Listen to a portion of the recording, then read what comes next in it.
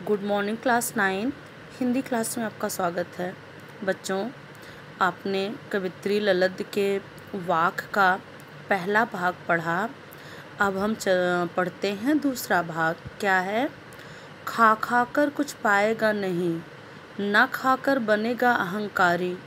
सम खा तभी होगा संभावी, खुलेगी साकल बंद द्वार की। बच्चों, कवित्री क्या कहना चाह रही हैं इस पद में? खाने से मतलब यहाँ पर भोजन ग्रहण करने से नहीं है। यहाँ पर खाने से मतलब है भोग में लिप्त रहना, भोग विलास में, इंद्रियों के वाह सुख में लिप्त रहने से है। कवित्री कह रही हैं कि हे मनुष्य, तुझे भोग में लिप्त होकर भी कुछ भी प्राप्त नहीं होगा।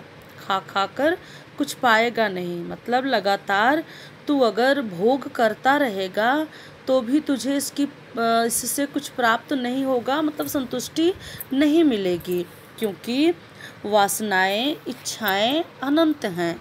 इससे कभी तृप्ति नहीं होती। एक इच्छा पूरी होती है तो दूसरी इच्छा उत्पन्न हो जाती है। तो इस तरह से तू इस विषय वासनाओं में, इंद्रियों के सुख में, भौतिक संसाधनों में जितना लिप्त रहेगा, चाहे जितना भी लिप्त रहेगा, तुझे कुछ भी इससे हासिल नहीं होगा, अर्थात तुझे तृप्ति नहीं मिलेगी और न खाकर बनेगा अहंकारी।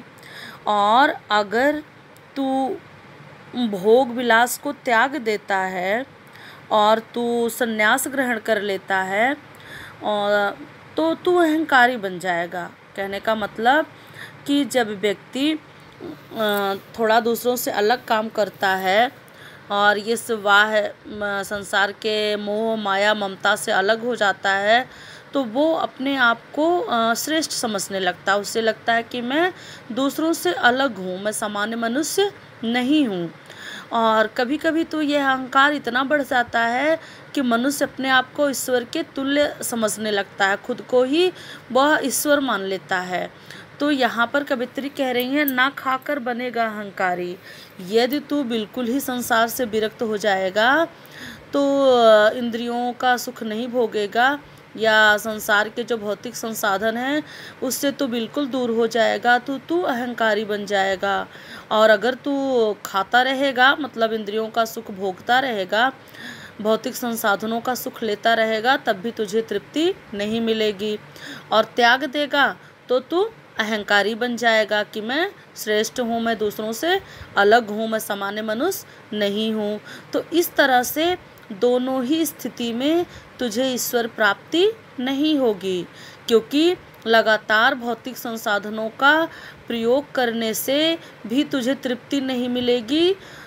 तू उसमें उलझता जाएगा। जितना तू ग्रहण करेगा उससे और ज़्यादा पाने की तेरी इच्छा बलवती होती जाएगी। और जो तू बिल्कुल छोड़ देगा, भौतिक संसाधनों से बिल्कुल भी दूर हो जाएगा इस संसार से, तो तेरे अंदर अहंकार आ जाएगा। तो इस तरह से दोनों भी स्थितियों में तुझे ईश्वर की प्राप्ति नहीं होगी, क्योंकि जो ईश्वर अहंकार से कभी नहीं मिलता। अहंकार कहते हैं कि मैं की जो भावना है, अहंकार की जो भावना है, वह ईश्वर की प्राप्ति में सबसे बड़ी बाधा है। अहंकार के रहते ईश्वर कभी नहीं मिल सकता। तो ईश्वर को पाने के लिए हमें अपने अंदर के अहंकार को सबसे पहले ख़त्म करना पड़ता है। जब हमारे अंदर से अहंकार ख़त्म हो जाता है, हमारा मन सच्चा एवं निर्मल हो जाता है, भोला भाला हो जाता है, तभी हमें ईश्वर की प्राप्ति होगी। क्योंकि ईश्वर ज्ञान के नहीं भूखे हैं, भक्ति के भूखे हैं, प्रेम के भाव के भूखे हैं। भगवान भजन के भूखे नहीं है, भाव के भूखे हैं। तो जब व्यक्ति अपने आप को ज्ञानी समझने लगता है, तर्क वितर्क करने लगता है, वहीं से वह ईश्वर को खो देता है। ईश्वर प्राप्ति के जो सारे मार्ग हैं उसके बंद हो जाते हैं, जहाँ पे तर्क वितर्क आ जाता है, क्योंकि ईश्वर श्रद्धा की चीज़ है। ईश्वर को श्रद्धा और भाव से पाया जा सकता है, ज्ञान से नहीं पाया जा सकता, अहंकार से नहीं पाया जा सकता। तो अब यहाँ पर प्रश्न बनता है कि भोग करें तो कुछ नहीं मिलेगा, तृप्ति नहीं मिलेगी, अतृप्त होते जाएंगे तो ईश्वर नहीं मिल सकता, क्योंकि संसार की लिप्सा से ही हम आज़ाद नहीं हो सकते। और अगर छोड़ दें, त्याग कर दें, तो अहंकारी बन जाएंगे, और अहंकार ईश्वर की प्राप्ति का जो है सबसे बड़ी बाधा है। तो फिर क्या करें? तो आगे कवित्री कह रही हैं, सम खा तभी होगा संभावी। आगे कवित्री कह रही हैं कि इससे जो है बीच का एक मार्ग है। क्या है? भोग और वैराग्य के मध्य भी एक मार्ग है, जो इंद्रियों को नियंत्रित एवं संयमित रखने से प्राप्त होता है। मतलब जो सांसारिक सुख हैं उसका त्याग पूर्वक भोग करिए, लेकिन उसमें लिप्त मत होइए।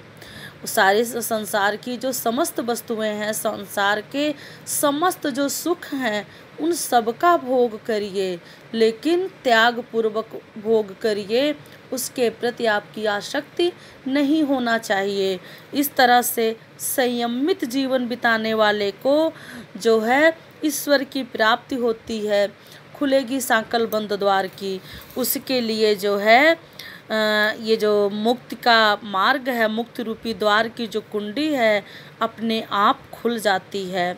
और इस तरह से जो व्यक्ति सुख और दुख दोनों ही स्थितियों में संतुलित रहता है, समान रहता है, इंद्रियों पे नियंत्रण करके बाह्य संसाधनों का त्याग पूर्वक भोग करता है, उसके लिए मुक्ति रूपी द्वार की कुंडी स्वयं खुल जाती है, और तब उसका परमात्मा से मिलन संभव हो सकता है, संभव हो जाता है। तो बच्चों, यहाँ पर इस पद का भावार्थ पूर्ण हो जाता है। अब अगले भाग का भावार्थ अगली वीडियो में बताएंगे। धन्यवाद बच्चों।